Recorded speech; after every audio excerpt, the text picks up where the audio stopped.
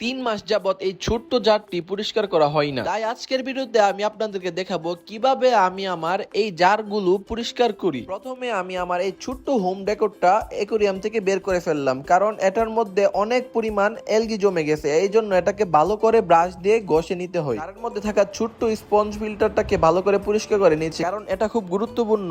এখানে এসে পুরো অ্যাকোরিয়ামের ময়লা জমা হয়। তারপর একটি ভ্যাকুয়াম পাইপ নিয়ে জার থেকে ময়লা পানিটা একটা বালতিতে নামাচ্ছি। আপনারা বিশ্বাস করবেন কিনা জানি না, বাইরের থেকে দেখতে কিন্তু এত ময়লা বোঝা যাচ্ছিল না। যখন পানিটা বের করলাম তখন কিন্তু অনেক ময়লা দেখা যাচ্ছে। মোটামুটি পানি পরিষ্কার করা শেষ, এই জন্য আমি এই ডেকোরেশনটা আগের মতো রেখে দিচ্ছি। আপনাদেরকে একটা কথা বলে রাখি, আমার ইউটিউব চ্যানেল সবাই সাবস্ক্রাইব করবেন। আমি কিন্তু সামনে বড়সড় একটা গিভওয়ে নিয়ে আসছি আগের বারের মতো।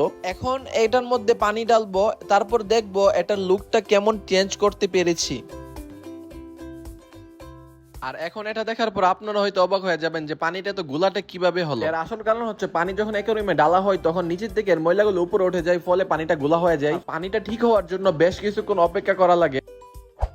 এটা হচ্ছে ফাইনাল লুক। আপনারা দেখতেই পারতেছেন অ্যাকোয়ারিয়ামটা কত সুন্দর লাগতেছে, আর পানিটা একদম ক্রিস্টাল ওয়াটার হয়ে গেছে। আর আমার এই ছোট্ট জারের মধ্যে আর কি কি মাছ রাখতে পারি আপনারা অবশ্যই তা কমেন্ট করে আমাকে জানাবেন।